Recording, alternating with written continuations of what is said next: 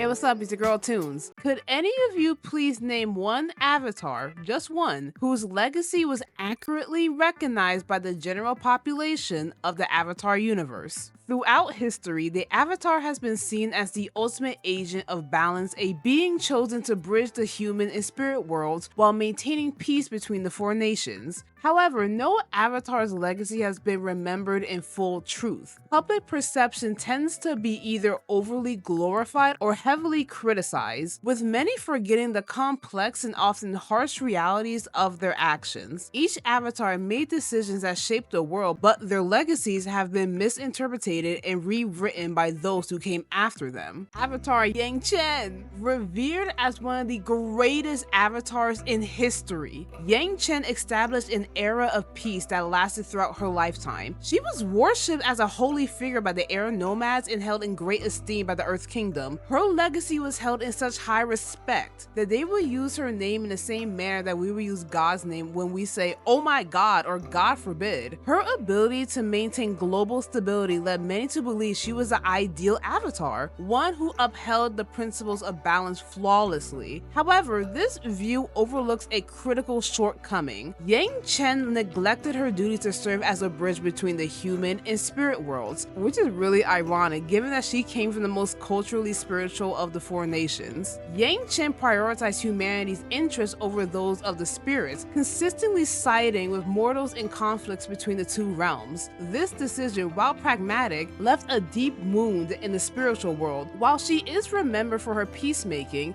few acknowledge that her actions had lasting consequences that her successor would be forced to address. Next, Avatar Kuruk. Avatar Kuruk, he's often dismissed as a failure, the flop avatar, who lived a self-indulgent lifestyle and neglected his duties. Many saw him as a reckless and lazy man who cared more for personal pleasures than his responsibilities. However, this perception is far from the truth. The reality of Kuruk's time was that he inherited a world where dark spirits, enraged by Yangchen's neglect, began attacking the physical world. Kuruk devoted his life to battling these spirits, a burden he carried alone and in secret. Unlike his predecessor, Kuruk engaged directly with the spirit world, but at a great personal cost. The constant battles against dark spirits drained his life force, leading to his early death. His self-indulgent lifestyle was not a sign of negligence, but rather an attempt to cope with the horrors he faced. Yet, history remembers him as a careless avatar, erasing the sacrifices he made to protect the world from unseen threats. And to add more salt to the wound, Kuruk's situation worsened when his wife was killed by the face stealer, pushing him into a state of revenge and eventually death. Kuruk died at the age of 33, therefore he never had a chance to redeem himself and is remembered as a failed avatar. Avatar Kyoshi,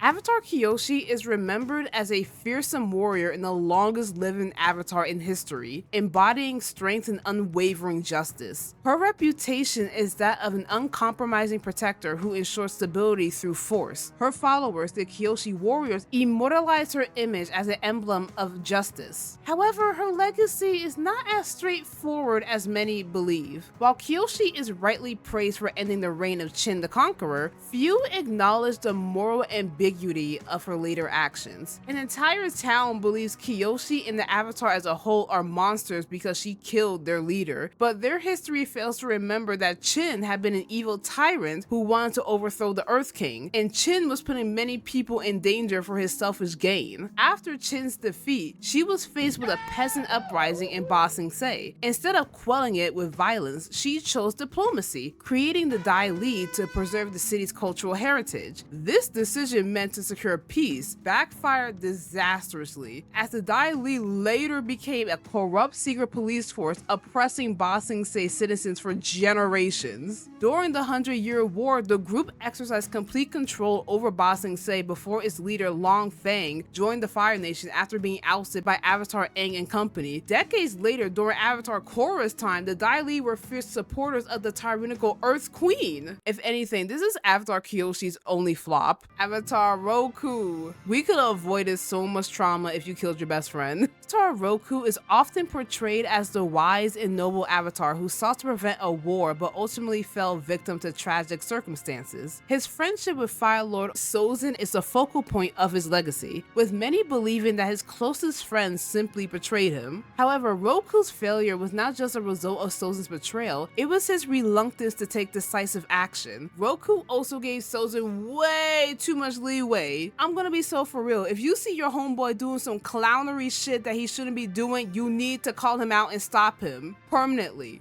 Roku had multiple opportunities to stop Sozin before he became a true threat. Despite knowing of his imperial ambitions, Roku chose to believe that reasoning with his old friend would be enough. No ma'am. No ma'am. No ma'am. Roku, you are in the wrong show. You can't Naruto talk no jutsu out of this. Even when he confronted Sozin in battle, he spared his life instead of eliminating the threat he posed. Roku will learn this lesson 25 years later when his best friend Sozin does not share his sentimentality. When the two were caught in a volcanic eruption, Sozin abandoned Roku to die. He was like, bye friend. Without a fully trained Avatar present, the Fire Nation began its march to war in earnest. When speaking with his successor Aang, Roku identified that his indecisiveness is the root cause of the 100-year-long war. Roku is remembered as a tragic figure, but few acknowledge that his leniency directly contributed to one of the darkest periods in history. Avatar, hey, my goat, my boy, my ball Caillou. As the Avatar who ended the 100-Year War, Aang is celebrated as a hero, a beacon of hope and peace. His defeat of Fire Lord Ozai and the establishment of Republic City cemented his status as one of the greatest Avatars. History often overlooks his most controversial acts, his initial abandonment of the world. At the age of 12, overwhelmed by the responsibilities thrust upon him, Aang fled the Southern Air Temple. This decision, while understandable for a child, had catastrophic consequences. His disappearance allowed the Fire Nation to wipe out the air nomads and wage war unchecked for 100 years. Though Aang redeemed himself by defeating Ozai, his absence was a direct factor in the war's duration. Furthermore, while he successfully united the four nations, he failed to bridge the growing divide between benders and non-benders, a failure that would culminate in the equalist movement during Korra's time. Oh boy, Avatar Korra.